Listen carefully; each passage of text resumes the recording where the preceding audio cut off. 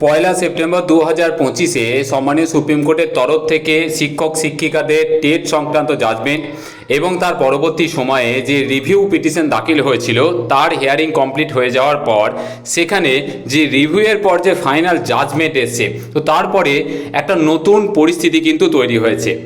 চারিদিকে প্রত্যেক কর্মরত শিক্ষক শিক্ষিকা যারা আছেন, যাদের বয়স 55-র মধ্যে, তো তাদের ক্ষেত্রে কিন্তু একটা অদ্ভুত পরিস্থিতি তৈরি হয়েছে।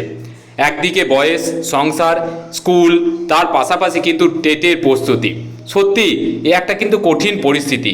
এরই মধ্যে সরকারের তরফ থেকে কর্মরত শিক্ষকদের টেট নেওয়ার যে বিজ্ঞপ্তি বা অর্ডার কিন্তু জারি হলো। একদম সরাসরি আমি আপনাদের সামনে সেই বিজ্ঞপ্তি কিন্তু তুলে ধরবো এবং তার বাংলা অনুবাদ করা থাকবে। আপনারা যদি মনে করেন আপনাদের প্রয়োজন আছে, অবশ্যই ডেসক্রিপশন বক্স থেকে সেই যে বাংলা অর্ডার কপি সেটাকে ডাউনলোড করে নিজে একদম পড়ে দেখে নিতে পারেন সেখানে কি বলা আছে। তারই পাশাপাশি পশ্চিমবঙ্গের যে এখন বর্তমান অবস্থা এবং শিক্ষকদের টেট সংক্রান্ত বিষয়ের যে যাবতীয় আপডেট, প্রত্যেকটা আপডেট আমি আপনাদের সাথে একদম সময় মতো অফিসিয়াল বিজ্ঞপ্তি অনুসারে তুলে ধরার চেষ্টা করছি। তো আপনাদের কাছে অনুরোধ, যদি ভিডিওগুলি ভালো লাগে অবশ্যই বেশি করে শেয়ার করবেন, আর চ্যানেলে যদি নতুন হন অবশ্যই চ্যানেলটিকে সাবস্ক্রাইব করবেন। দেখুন, শিক্ষকদের টেট সংক্রান্ত বিষয়ে অবশেষে সরকারি বিজ্ঞপ্তি কিন্তু জারি হয়েছে। তো আপনাদের কাছে রিকোয়েস্ট, সময় কিন্তু খুব অল্প, কারণ আমরা প্রত্যেকেই জানি যে 31শে আগস্ট মানে 31শে আগস্ট 2028 সালের মধ্যে কিন্তু টেট পাস করতেই হবে। তো পাস করার জন্য কিন্তু সময় বেশি নেই।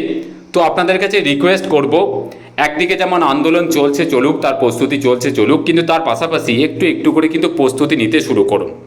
এবার চলুন সেই অর্ডার কপিটা আমি আপনাদের সামনে তুলে ধরি। দেখুন, এই অর্ডারটি মূলত করেছে তেলেঙ্গানা সরকার থেকে। তারিখ হচ্ছে 3/6/2026। দেখুন এখানে মেমো নাম্বারটা উল্লেখ করা আছে। দেখুন এই অর্ডারটা মূলত কি আছে না কাদেরকে ফরওয়ার্ড করা আছে, কাদের উদ্দেশ্যে করা হয়েছে, এগুলো প্রথমে লেখা আছে। বিষয়টা কি আছে দেখুন। দেখুন বিষয় বলেছে প্রতি বছর নির্ধারিত নিয়মিত 2টি টেট এর পাশাপাশি শুধুমাত্র কর্মরত শিক্ষকদের জন্য 2টি বিশেষ তেলেঙ্গানা রাজ্য শিক্ষক যোগ্যতা পরীক্ষা বা টেট পরিচালনার অনুমতি কিন্তু প্রদান করা হলো। এরা খুব ভালো উদ্যোগ বলা চলে।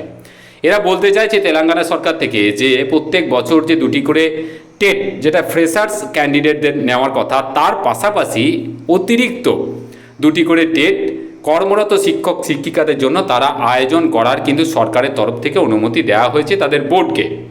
এবং কাদেরকে অনুমতি দেওয়া হলো, এখানে কিন্তু পদাধিকারীদের নাম এবং তার ডেজিগনেশন লেখা আছে। দেখুন এখানে কি বলছে পুরো বিষয়টা একটু দেখে নিই। দেখুন, হায়দ্রাবাদে তেলেঙ্গানা স্কুল শিক্ষা অধিদপ্তরের পরিচালক কর্তৃক উল্লিখিত ষষ্ঠ রেফারেন্স বর্ণিত পরিস্থিতি এবং প্রস্তাবটি সতর্কভাবে পরীক্ষা করার পর সরকার এত দ্বারা প্রতি বছর নির্ধারিত নিয়মিত 2টি টেট এর পাশাপাশি শুধুমাত্র কর্মরত শিক্ষকদের জন্য 2টি বিশেষ তেলেঙ্গানা রাজ্য শিক্ষক যোগ্যতা পরীক্ষা বা টিইটি পরিচালনার অনুমতি কিন্তু প্রদান করছে। তেলেঙ্গানা হায়দ্রাবাদের স্কুল শিক্ষা অধিদপ্তরের পরিচালক তদনুসারে এই বিষয়টি প্রয়োজনীয় ব্যবস্থা গ্রহণ করবেন। তার মানে তেলেঙ্গানা সরকারের তরফ থেকে অফিসিয়াল বিজ্ঞপ্তি জারি হয়ে গেল।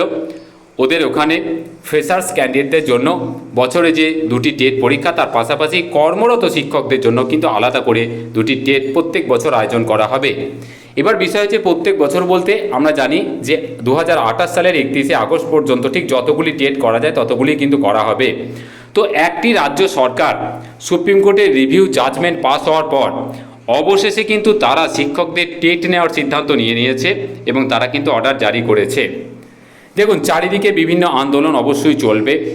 আমি তারই পাশাপাশি আপনাদের আগেও বলেছি, এখনও বলছি, প্রত্যেক কর্মরত শিক্ষক ধৈর্য ধরুন, অতিরিক্ত কঠিন ভাববেন না বিষয়টাকে সহজভাবে নিন, একটু একটু করে প্রস্তুতি শুরু করুন।